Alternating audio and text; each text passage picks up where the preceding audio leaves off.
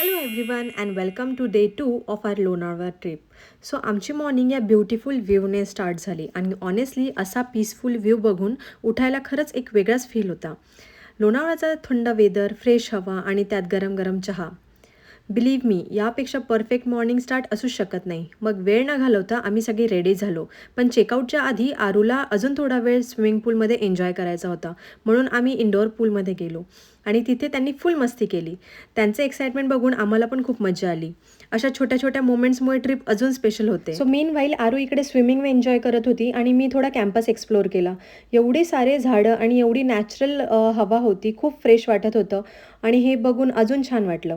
So हे झालं तेव्हा थोड्याच वेळात ब्रेकफास्टचा टाईम झाला. सो आम्ही सगळे ब्रेकफास्टसाठी गेलो आणि तिथे एवढे सारे मेन्यू होते की काय खावं आणि कुठून स्टार्ट करावं तेच नव्हतं कळत. सो ब्रेकफास्ट खूप पोट भरून झाला, छान झाला. त्यानंतर रूममध्ये गेलो, पॅकिंग केली आणि मग या ब्युटिफुल रिसॉर्टला गुड बाय म्हणायची वेळ आली. खरंच खूप छान स्टे होता आणि डेली हसलमधून हा एक छोटासा ब्रेक होता. मग आम्ही परत पुण्यासाठी निघालो, पण ही ट्रिप इथं संपली नाही. रस्त्यात आम्ही अजून एक ॲडव्हेंचर प्लॅन केलं आहे. So stay tuned. Bye bye.